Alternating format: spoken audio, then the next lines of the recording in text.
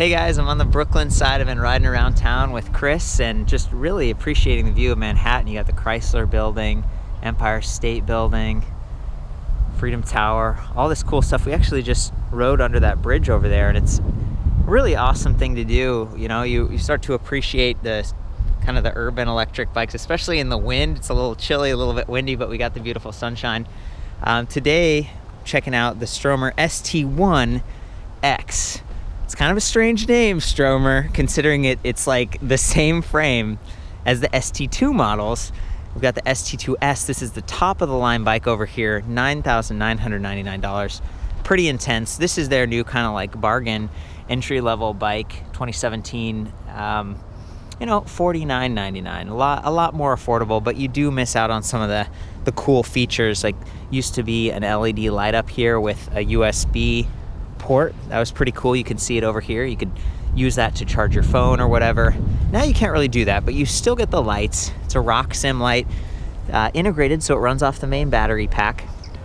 We've got a Bush & Miller top light mini in the back. It doesn't light up when you pull the brake levers, but there's still a regen, sort of a motor inhibitor line on both levers, so that's great. Hydraulic disc brakes, 180 millimeter front and rear. Still got the 15 millimeter through axle on the front, 12 millimeters on the back, so it can handle that hard, fast riding if you're riding around town and going over bumps and stuff. This is a little bit more, I don't know, just kind of, you feel it when you're going over some of the bumps and stuff. Thankfully, they've got these larger tires, Schwalbe Big Bend. Love that they've got Performance Line Green Guard, because getting these off, there isn't quick release on either wheel, and you don't want to get a puncture. This is actually the final, the look, right? So it's kind of a white, semi-reflective paint right there. Alex rims, nice stuff. 11-speed drivetrain, Shimano SLX. Decent stuff, pretty good range there too. This is a single chainring design up here, so having that extra sprocket in the back really makes a difference. This is just sort of a manual shifting design, whereas with the higher end bike here, of course, you get the Di2 electronic shifting, which is, again, it's some of these trade-offs. The paint's a little bit nicer on that one, but this isn't bad. It comes in a few different colors. One of them's kind of this metallic bronze color, or you've got this dark charcoal color or gloss white. I think they all look pretty good, and it still comes in 3 different frame sizes, and there's this kind of semi-step through, I'd call it a mid-step frame that's going to lower that top tube. This is the medium size right here, 20-inch frame, high step. It's going to be the most rigid. It gives you a nice spot for hanging it if you're putting this on the back of your car. These bikes tend to be heavier. This one has a smaller battery pack. I think it's 618 watt hours versus like 983 or something over here. So you're not gonna get the same kind of range. It reduces the weight a little bit, but this is still about 59 pounds. I was just weighing it earlier. The cool thing about it though is you can pay extra and you can upgrade to the larger battery sizes. So if range is something you want, and you could save some money doing that, but again, you're not gonna get quite as many of those cool features we were talking about earlier. Coming down here, that one has like a hollow spindle. This one does not. Plastic platform pedals. Still got the awesome tubular fenders. These things are just really beefy. They hug the tire really closely. They don't rattle. And I say tubular because it's not just metal on the outside. It kind of wraps around and it creates a really firm structure. This is an aluminum alloy fork versus carbon fiber on the ST2, ST2S. So little things like that. It might ride a little bit more rigid, and something I'm constantly calling out, not just with Stromer, but with a lot of these bikes, especially, if they're a hardtail or if it's a completely rigid platform, is something like this, the body float. So as you're going over bumps and stuff, it really takes the edge off, and that's something that's nice. I do like that they both have ergonomic, grips, but these ones are just a little bit more generic. They are locking though, which is really nice. 31.6 millimeter seat post diameter if you do want to upgrade that. And I love that it has this nice little rack. That's something that I think the ST2S didn't have, which was like, that's interesting thing to drop, because I don't think it adds a lot of weight. It doesn't add a lot of, it's not going to get caught on anything. It's so narrow, and it does have a max weight of 17 kilograms. So that's like 37.5 pounds or something like that. Not quite as, large and sturdy as some of the other racks, but again, it's super sleek, and it's plenty of room for a little trunk bag or even a pannier on the side. Perfect for commuting, so I love that. And again, you can see the wire coming back here for the top light mini. Let's get a little closer look at the motor down here. So it's still rated at 500 watts, though this one, they say 35 Newton meters. It's the Cyro drive, C-Y-R-O. Versus over here, we've got Syno, S-Y-N-O.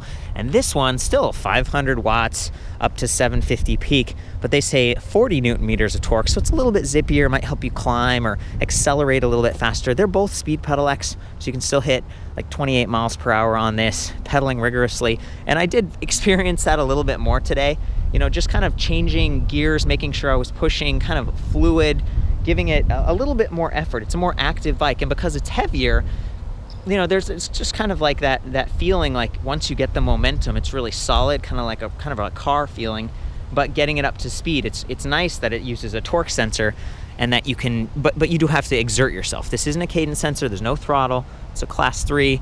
Let's get a little closer here. You can see that metal plate, hopefully, kind of that black plate. That's a TMM4 torque sensor. It measures strain, so as you're pulling, as you're pedaling those cranks up here and it's putting tension on that chain, it actually strains the metal, and it's a really interesting kind of a dynamic feel, right? And again, it's nice to have those motor inhibitors because you can just cut that out at any time.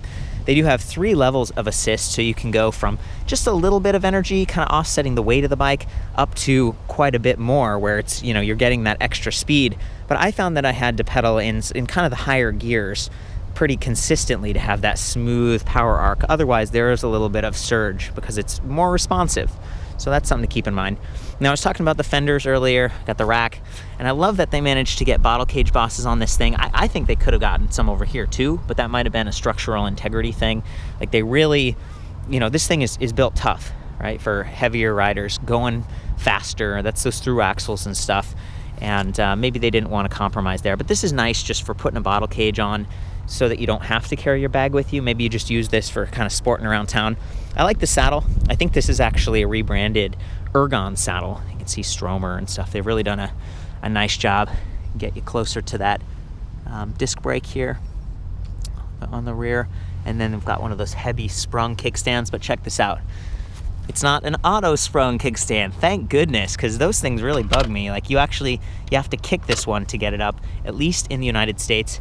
There's some country in Europe where I think they have to have it be auto springing, like the kickstand can't be deployed if you're riding, so there's some, you either have to have an electronic sensor or it has to auto spring.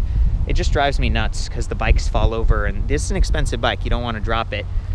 But check this out, because of where the kickstand's mounted, if I push the bike backwards, see the crank arm can come into contact with the kickstand, and I just, you know, as someone who's constantly measuring the bikes and walking them around, that's a little bit of an annoyance to me personally. And because the back is a little bit heavier, because it's a bigger gearless direct drive motor, you know, lifting it up and stuff, you just end up pulling on the seat, and it's, you know, it'd be nice if that kickstand was back here someday, is what I'm saying. Anyway, gearless direct drive motors, very sturdy. There's no gears in there, they're very quiet. It does have a little bit of that regen, but they are a little bit heavier, and you can tell, like, it's a bigger motor. The casing is wider. 13 millimeter, actually 13 gauge spokes on the rear, so a little bit burlier, a little bit tougher. Silver, they will be silver on the front too. This is just one of the first ones they've got out there, and they're, you know, a couple of the parts are sort of mishmash. And then you can see where the battery locks in over here on the right side. So I think that's, you know, a pretty good overview. You know, I do want to call out that on the front chain ring, they use narrow wide teeth. So it maybe prevents a little bit of slipping. It just kind of locks onto the chain a little bit better. They've got this nice aluminum bash guard on the right, but not on the left. So, you know, I haven't lost the chain on this. You know, I think the derailleur tends to be pretty tight and does a decent job, but there's a little bit more of that kind of possibility. And you can see they already kind of tapered the down tube so that the battery'd fit, but also so that there's enough room for the chain ring, everything over there. And then on this side, you can see this is a charging port for the battery, kind of slides up. That's a magnetic energy bus charging standard. So, you know, if you're charging it and you trip over the cable, it just pulls right out. It doesn't knock the bike over. And it also sends data, so you could potentially upgrade your firmware. You actually don't need to, because this is sort of a wireless, you know, Omni is their software naming, and it actually updates itself and kind of downloads from the cloud. And there's some theft prevention I was going to talk about in a minute. Just be careful with this plastic flap, because I've noticed it can get pulled off and then you're going to be riding like this forever. And that plastic thing, I don't know if you can replace it, but it's just a little bit more fragile, I guess, that way. And you can see the rubber seal around the battery pack here. I might open that up in a minute. I do want to call out, this is a custom, purpose-built electric bike frame. Clearly, to handle the forces and stuff, but also the cables are run through. They got these nice neoprene wraps here. Keeps the cables all kind of bundled up, looking nice. One complaint I have, though, is that as I was pedaling, especially if I stood up, you can see this kind of brake line. I was actually kind of hitting that with my leg. I might just tighten it up, or I don't know. It's not a huge gripe, just something that I sort of noticed while I was pedaling. Love that there's a bell up here. This one has a more basic stem. So, if we come back over here to like the highest end ST2S, it's all integrated, right? Look at that. Really nice, all the cables and stuff. They're still kind of coming out from there and going in here, but it's just a little bit nicer. It keeps some of those extra cables out of the way and maybe a little bit better protected. So it's, what do you want to pay for? Some of it's the style, the upgraded components, the better drivetrain. The ST2 is actually pretty nice, kind of like right in between. I think it's $6,999. So none of these are like super cheap, but they're, this is like a BMW or something. You buy this car and part of it is the style and just like it's kind of rugged, German engineering, that kind of thing. I'm here with Chris Nolte from Propel. How's it going, man? Hey.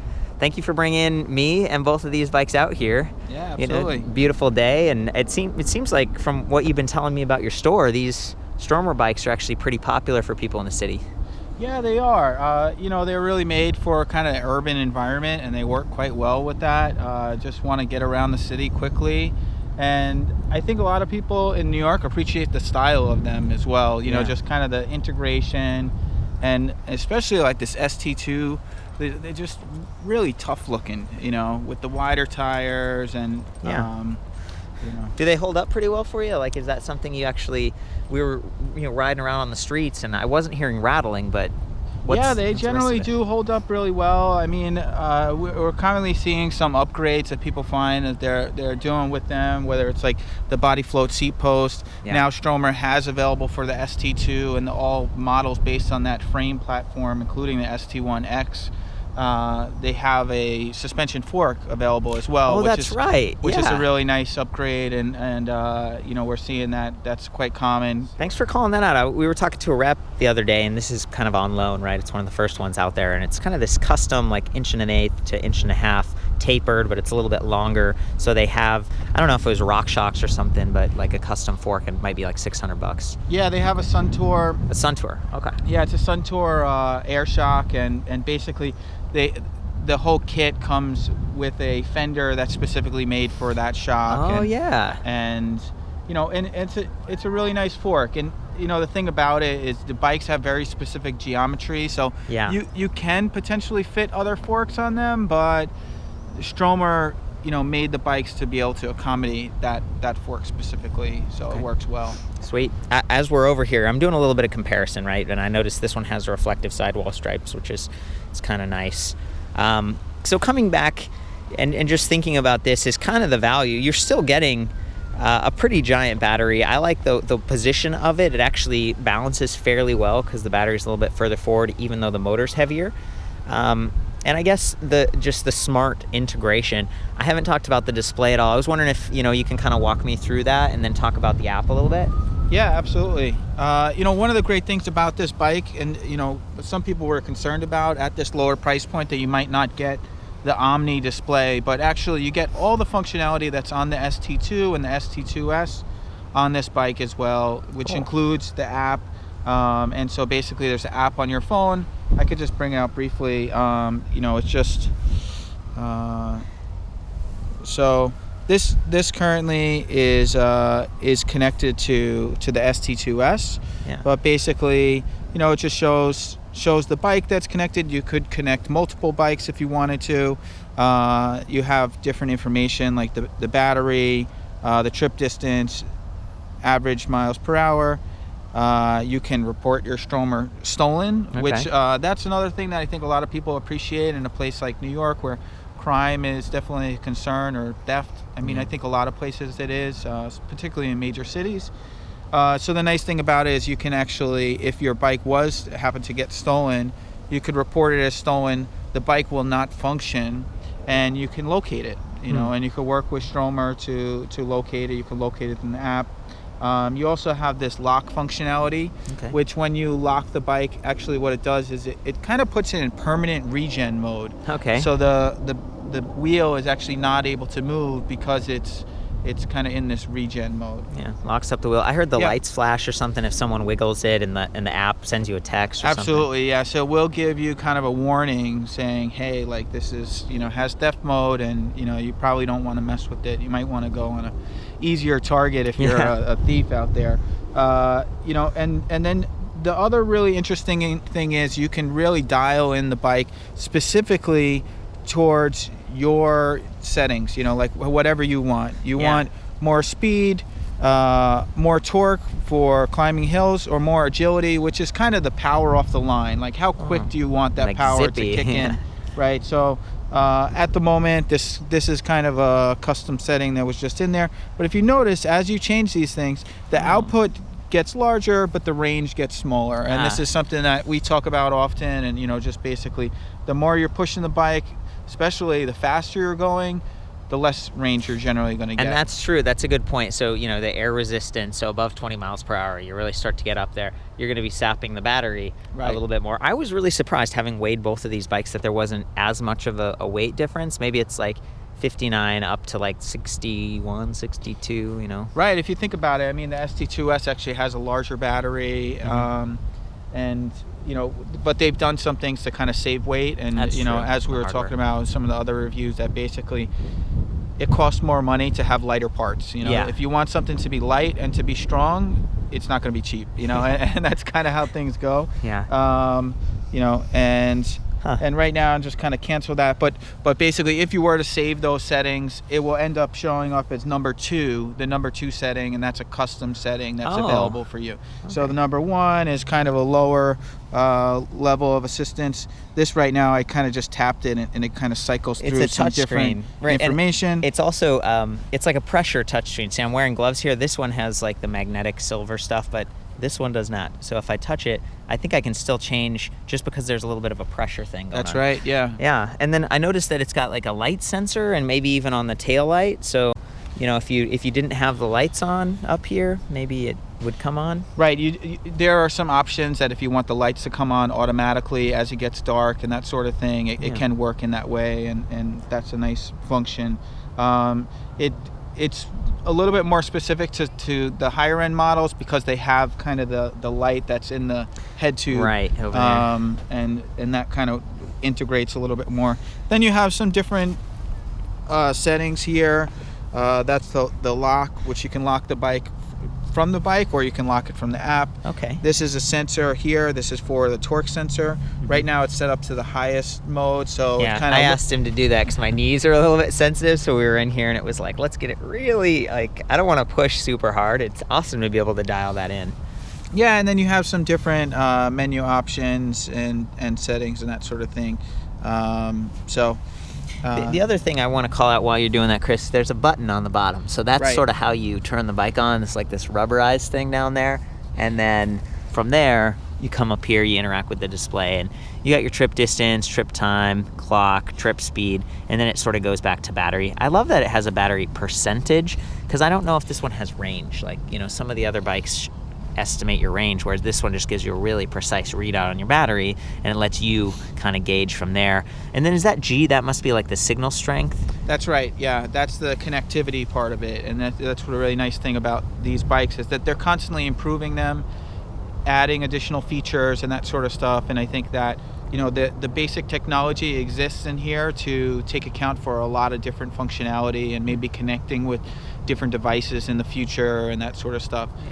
The one thing, it is important to mention that you don't need to switch from here. You can actually switch the different levels from the handlebar, as well as turn the light on and off. And it's backlit, so you can kind of, you don't have to take your hand off the grip going at speed. Right, That's absolutely. Important. Chris, the other thing I've heard from people the last time I reviewed one of these ST2 bikes, or you know, the new ST1, it's like you're pedaling and you're looking, your head's up, and instead of just having to pan down to here, now you have to pan down to there to get more feedback. But I don't know, I mean, Specialized has like the Turbo Levo, and it has no display. Now that's a mountain bike versus the city bike, And I guess I would argue you could mount the app right here, but you can't charge the app because this one doesn't have the USB. So I don't know, you know, what's your experience been riding this? Like, do you actually, I haven't looked down at the display, to be honest, on our way here. I just got it set up and then I rode. I feel similar, you know, and I think that you always have the option to, and it's very intentional. As you push the buttons, you can really feel that it is switching, and you can even hear it, you know. It's just, it does make a noise. So for me, I go a lot more based on feel, like what am I feeling, what do I want? And you know, if I'm at a light and I feel like I just really want to take off very quickly, maybe I'll just pump up to the highest level. Or maybe I'll just, you know, I want to get somewhere quickly and I'll just stay in the highest level. And generally what I'm doing, I'm either using my own custom level or using the top level of assist, and then just changing the gears as I normally would. As you mentioned before, I do find myself kind of riding in the higher gears and maintaining a bit of a higher speed on a bike like this than as opposed to some of the other bikes that kind of require a little bit more input and that sort of thing. Yeah, I want to say when you were like 2 or 3 kind of floating around there, a lot of times like with some of the other bike systems, Bosch or something, I'll be in the lower 2 levels and feel like, yeah, that's pretty good. This one, I tend to ride in the higher level and I'm just pedaling harder because it just feels smoother. I feel the motor more. Maybe the bike lends itself to that. The tires are really efficient. It's got that really good momentum. Once you get up to speed, there's not a lot of drag. Yeah, you know, what I generally describe to people, like if they're considering a Stromer or a bike with a center drive, I say, you know, a hub motor bike like this generally gives a little bit more of like a pushing sensation. Where a center drive motor, it's more working with you, and it's a little bit more active, and maybe, you know, it kind of takes it matches you a little bit more closely. Where this has the potential to kind of go a little bit more beyond, boosts it in that way. So also, while you're pedaling, you know, you can see like the motor working. There's like some little dots on this side, and then on the left there's little dots. So if you're activating regen with either level, I like that both levers are wired in. You get that. You can bring in some juice, you know, fill it back up. You're not going to get a lot. I mean, it's kind of just saving some wear on your disc brake pads. And it might be fun to take the battery, open that door up. Chris, would you mind if I give you the key? Absolutely. Yeah, so see here, this is a really fancy one. Got this leather strap and everything, and then they've got the circular lock that might be a little bit more secure. So you just put the lock in and turn to the right. I noticed it was a little tight because it's brand new. Well, yeah.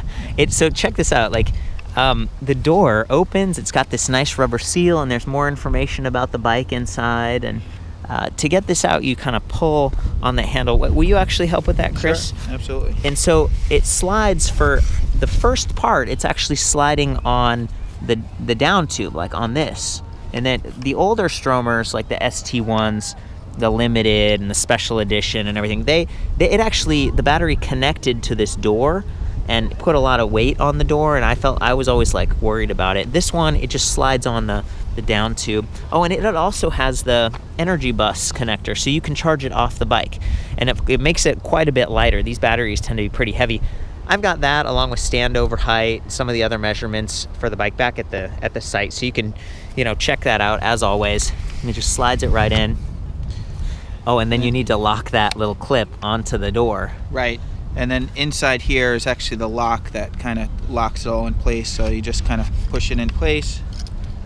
And this is what I was talking about. You need to kind of hold the door and then turn. Yeah. You don't hurt yourself. Yeah, there we go. There we go. So I'm going to hop on this thing. Because it's gearless, direct drive, super quiet. You know, I'm going to show riding it, but I think we're just going to ride together around, and I might put the camera on the frame for some of those shots. So I get down here, press the on button, boots up pretty quickly. I like that it's even backlit. This is a little bit vulnerable. You can't take it off like some of the other displays, and if you're at a bike rack, it gets, you know, could get scraped a little bit. It's real nice looking, you know, it's almost like jewelry or something. I'm up in the highest level of assist.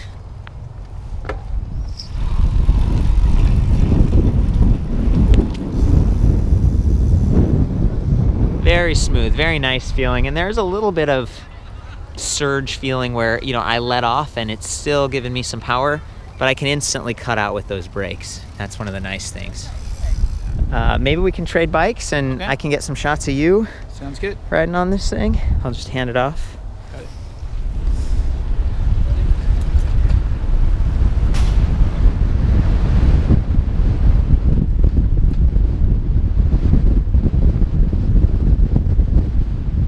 Got it in the highest level of assist. I'm just gonna pedal through, switch some gears, and let you hear the motor a bit.